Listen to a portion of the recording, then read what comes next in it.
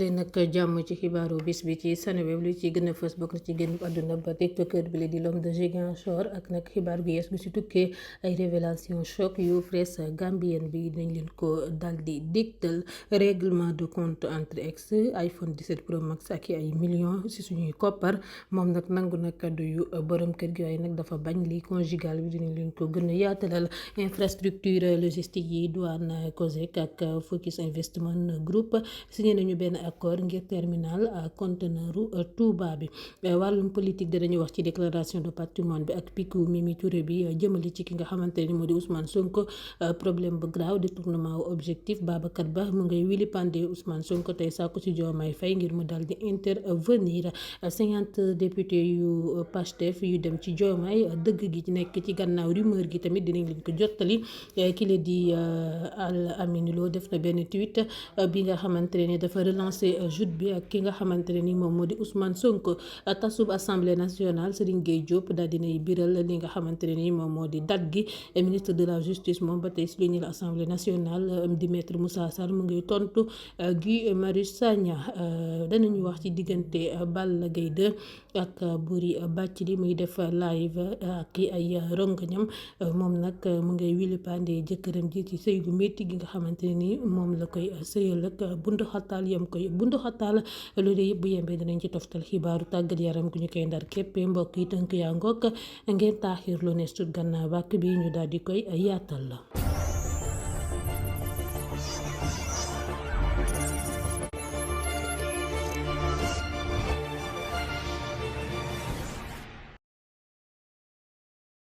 mu ngoog bàkk ba jib na nuyu nañ leen bu baax yéen ñuy teel waxtu la temb ci Seneweb xabaar nañ leen ko diggal ñu koy daal di defee teesu benn accident bu fatalu bi nga xamante ni dafa ñeel génn àdduna ba Kalidou Diallo fi mu ne nii nag daal di nañ koy remettre en cause ci anam bu yaatu buñ sukkandikoo ci presse gambienne bi ak notamment ab journal bu fa nekk en ligne créateur de contenu bi ñu xam ko ci turu l'homme de Ziguinchor mi ngi génn àdduna guddib samedi 15 août 2026 ca Gambie gannaaw ba mu daanoo ci ñaareelu étage benn immeuble bu nekkee ca quartier Kër Serigne si benn nag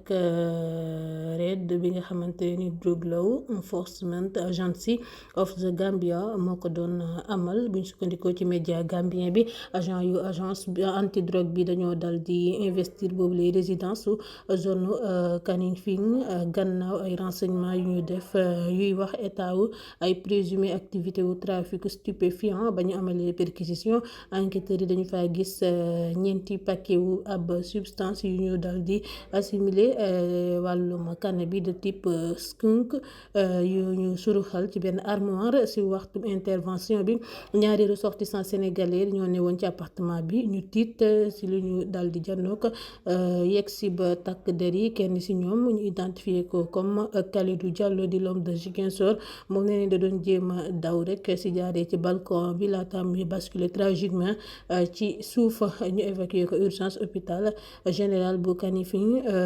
moom ndaw bi nee nañ nag dafa mujjee ñàkk bakkanam ba mu yeggee personnel médical bi ñoom ñoo ko dal di déclaré bu dee nag yooyu les éléments yu njëkk dafa indi benn leeral bu yees ci drame bi circonstances exactes yu boobu la intervention ak chute bi dafay desandi nag li nga xamante ne autorité gambienne yi waris nañ ko leeral ba tax ñu si xarandi ab enquête officielle si booram famille victime bi ñu ngi activé wu ngir organiser ay démarches administratives yu dëppoo ak rapatriement wu dépouille bi jëmale ko ci Sénégal. El Hadji Ali Sarr am na gain de cause tribunal reconnaître na soxnaam si woon Hawa Dé coupable ci wàllum escroquerie au mariage ba noppi daan ko 6 mois wu kaso lëmb ba noppi tamit alamaan ko ngir mu verse 3 millions si suñuy koppar dommage ak intérêt plaignant bi dafa porté woon plainte jëmale si ndaw soosé nga xamante ne dañoo tàggoo ba seen sëy bi defee ay weer képp di koy reproché dafa dal di nangu ay kàddoom yu mu ko jox te rek bañ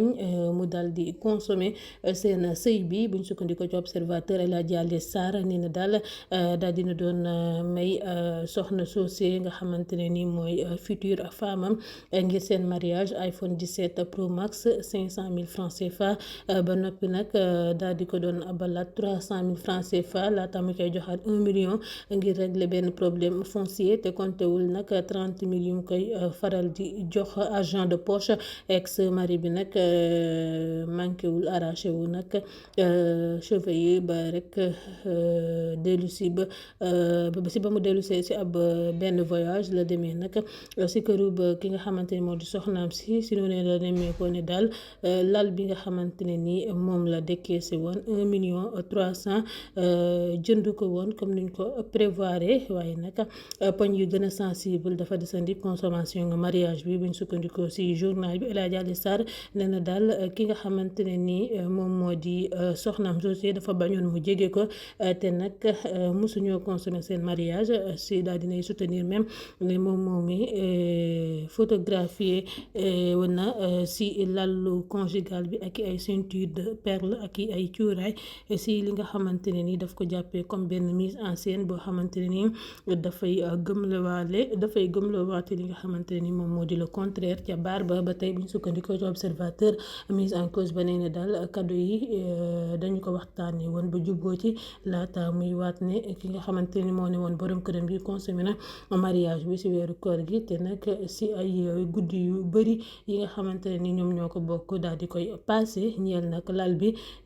daal dinay reconnaître ne jot na 1 million 300 waaye nag nee na dafa jël benn pàccub xaalis ba daal di koy jëfandikoo ngir fay location ay bor ci boutique bi ak ay facture ndox ak courant partie civile bi dafa réclamé woon 4 millions 500 si dommage ak intérêt procureur dafa sàkk woon atub kaso lëmb ak mandat de dépôt défense bi dafa plaidé woon relax pur et simple wala rek ci bénéfice su doute àttekat bi dafa retenir 6 mois ferme ak 3 millions de francs CFA yu muy jox partie civile bi. ma junj leen ko ci bopp xabaar yi signature benn protocole accord tripartite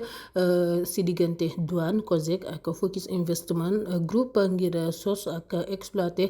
terminal bi à conteneur Touba terminal bi sur 40 hectares dana am benn capacité initiale 100 000 EVP si at bu yàlla sàkk extensible ci 200 000 ak entrepôt sous douane silo et gare ngir 200 camions bis bu yàlla sàkk projet Touba terminal bi ñu estimé que si ci téeméer rek fukki milliards suñu koppar dafa viser ñetti téeméeri milliards flux commerciaux annuel maanaam ci at mi ak 70 000 bénéficiaires ci juróom-ñaari at ak ay liggéey yuy door ci semestre bu njëkk atub 2027 bi. ñu dalal ko ci émission point de vue ca RTS Aminata Touré superviseur général kiiraay mel na ni daal dafa visé ki nga xamante ne ni moom moo di njiital assemblée nationale Ousmane Sonko ci benn déclaration volontairement implicite sans mu tudd turam Mimi Touré daal dinay xam ne nag benn haute personnalité daal dinañ koy fàttali ngir rek daal di koy laaj mu complété seen déclaration malgré relance yu journaliste bile di Omar Ñing dafa bañ a rek dévoiler identité wu nit ku mu ñeel benn attitude bi nga xamante ne nii bi ñu sukkandikoo ci journal bi dafa orienté na yaa mooy regard yi jëmale ci président wu Pastef bi muy wëyandi intervention wam ancien premier ministre dafa lancé ne nag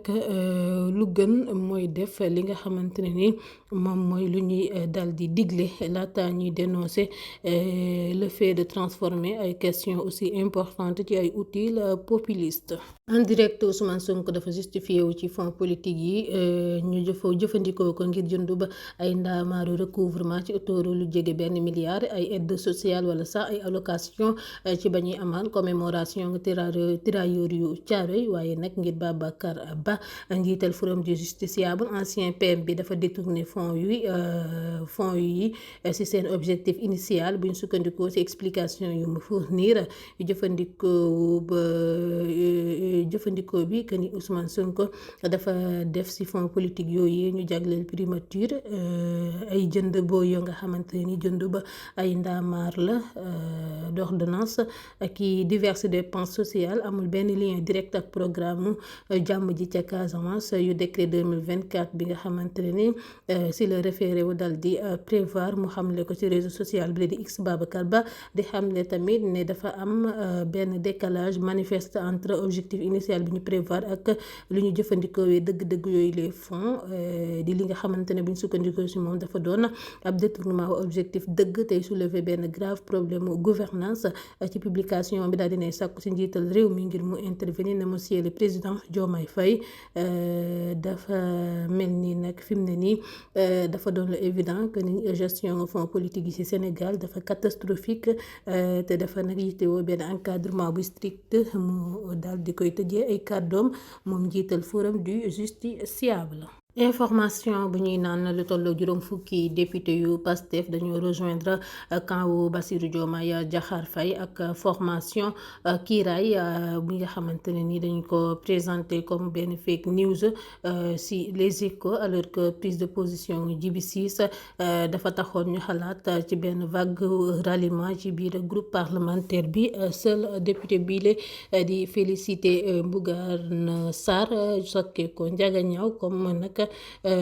njiital réew mi moom moo ko emboîté woon le pas journal bi souligné gannaaw lu leen ne malgré soutien wu député non inscrits yi ak certains élus yu APR ci bañuy amal vote loi bi groupe parlementaire bu PASTEF bu Ayib Daffé dirigé daal dinay am ba tey ab majorité bu confortable foofee ca pencum ndaw ba réew mi. jëwriñ bu njëkk bi la di Ahmadou Al Amine Lo biral na démb ci altine ji benn proverbe ci kàllaamay Kocc ci compte X am benn sortie bi nga xamante ne ni ay observateurs yu bëri dañu ko dal di yër comme benn nag sànni xeer gu yees bu mu jagleel ki nga xamante ne ni moom la wutu ci primature di Ousmane Sonko loo xam-xam Demba ma Demba gën la xam Demba mu daal di koy xaatim moom chef nguur gi si rek kàllaamay Kocc boobee nga xamante ne ni si la ko dal di xaatime message boobee nag mi ngi bind ci benn climat wu tension bi nga xamante ne ni dañ ko déclaré ci diggante pouvoir exécutif bi ak législatif bi depuis falam wi moom Al Amine Lo ci boppu gouvernement bi njeexintal weeru mai mu wut fa Ousmane Sonko mi nga xamante ne dañoo tekki ndombal tànkam gannaaw ay weeru ñàkk déggoo ak njiital réew mi Bassirou Diomaye Diakhar Faye sans nag mu tudd turam moom moomu wutu chef nguur gi daal dinay am déjà recours si nag procédé par le passé notamment 13 juillet ba mu biralee woon formule bi le gàtt xel weesuwul bi nga xamante ne dañ ko interprété largement jamono jooju comme benn tontu ci benn sortie bi nga xamante ne ni Sonko defoon na ko ca Touba. Ministre de l'Industrie et du Commerce Serigne Gueye Diop annoncé na samedi 16 août ca Fatick tasub assemblée nationale ñaari fan ci weeru décembre ba muy teewee benn rencontre politique bi nga xamante ne ñu ngi ko organisé ca conseil départemental bu Fatick parti Kiiraay organisé ko fa ministre bi dafa ŋàññi bu baax attitude yenn député yu majorité bi parlementaire bi bu ñu sukkandiku ci moom assemblée nationale mënut a wéyandi di doxee ci bile dynamique assemblée nationale dinañ ko tas par A ou par B mënuñoo continuer ci bile dynamique ak ay député yuy rejeté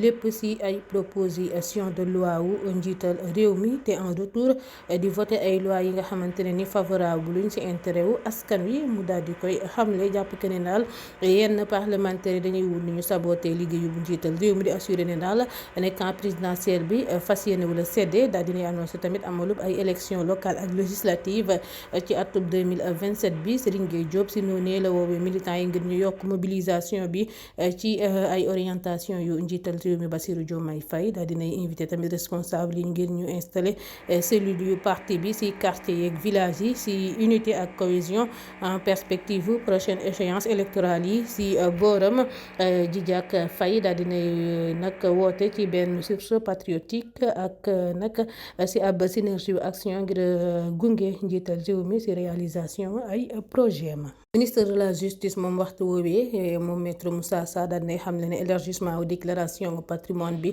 ci jëwriñ gu njëkk bi ak si njiital assemblée nationale rabaissewul njiital réew mi si noonu la ci tontu député bi la di Guy Marius Sagna bu xam ne boobule mesure dafa relever cohérence institutionnelle ak transparence non d'une remise en cause de la prééminence présidentielle gouvernement daal dinay défendre boobule réforme ngir soumettre principales autorités yu état gi si benn même exigence su publicité si seen patrimoine si ndoxteel beeg njeexintal fonction yi. ma juñu leen ko ci xabaar yi sëy wi si diggante ancien roi des arènes Balla Gaye 2 ak soxnaam Boury Bathily mu ngi nag traversé benn tempête violence bu doy waar ci benn transmission en direct bu mu biral ci réseaux sociaux yi Boury Bathily nag la ñu gis mu nekk di wax ak mer ak ay rongoñ si nag ku benn vive tension ngir nag dal di biral nakar yi nga xamante ne ni mu ngi koy dund si néegu sëyam ak nag métital yi nga xamante ne ni ñu ngi ko say métital ne daal dafay dem yoonam Boury Bathily daal di def benn témoignage bu accablant ci vie de couple am di accuser nag ki nga xamante ni moo di borom këram ne da koy dóor rek si di koy teg ay violence physique ak verbale mu taxaw temb nag ngir jeexal bi les situation dafa sàkku nag ngir mu bàyyi ko mu dem yoonam maanaam te sëy ba tas lépp si xam le ne daal mbër mi dafa bañ ne daal du ko bàyyi mu dem te nag da koy naan daal dafay toog ba xam ndax loolu lay xool ndax sëy bi moom forcé la duñ la bàyyi nga dem te dañ lay jàpp rek di lay métital doon loo xamante ne ni mu ko doon joytu ci live ba mu taal si diggu ba coow li tàggat yaram dañuy wax si nag lu tax Pape Thiaw mënees na laal 800 millions de francs CFA alors que nag officialisation nomination Patrick Vieira ci bopp ba gaynde yi mel ni daal dinañ koy acquise bras de fer bi ci diggante ki nga xamante ni moo occupé woon poste bi ba file di Pape Thiaw ak fédération sénégalaise de football am na tournure bu bees technicien champion d'Afrique 2025 bi daal dinay jagleel benn mise en demeure instance bi di laajandi 423 millions de francs CFA boobu les montant nag dafa représenter cumul ay payooram yi ñu ko fayul depuis mars 180 millions si par chiu prime signature bi 90 millions prime spéciale ay débours 10,716 millions indemnité yu logement 12 millions ak benn forfait carburant 1,104 millions si yooyu les sommes toftalu si benn prime 100 millions ngir titre champion d'Afrique 2025 bi ak qualification bi ci mondial bi ay observateur bu dikkat ci boobu lee mbir démb ci altine ji yaakaar na xam que ni daal addition bi daal dinay annoncé wu lu gën a saf sàpp quotidien wu groupe Futurs Médias assuré ne daal mënees nañ ko dal di rek jox li nga xamante ne ni moo di 420 millions de francs CFA ngir totalu prime non échu yëpp ak ay indemnité wu licenciement yi nga xamante ne ni versé guñ ko nee na lépp journal bi daal di koy additionné dakku ba Pape Thiaw bi daal dinay waaja nag coûté lu ëpp 800 millions de francs CFA fédération sénégalaise de football dal di soobu institution bi ci benn véritable impasse financière. ba tey ci xabaaru tàggat yaram falu Patrick Vieira comme sélectionneur du Sénégal comité d'urgence fédération sénégalaise de football daal dina koy validé gannaaw benn réunion bi nga xamante ne ay vif échange dañu ko marqué membre yu bëri yu comité d'urgence bi daal nañuy nemmeeku waa ila daal nañuy contesté anam bi nga xamante ne nii la ñu mënee dossier bi di reproché njiital fédération sénégalaise de football ne daal associé wul suffisamment COMEX prochaine étape bi dafa ñeel constitution staff Vieira ak benn rencontre bi ñu prévoir ak direction fédération sénégalaise de football ngir définir équipe am mu ngoog lii la ñuy doon tey ci xibaar bi sub tey gi jaajëfal nañ leen bu baax ci ànd bi sa foo bekk kóolute gi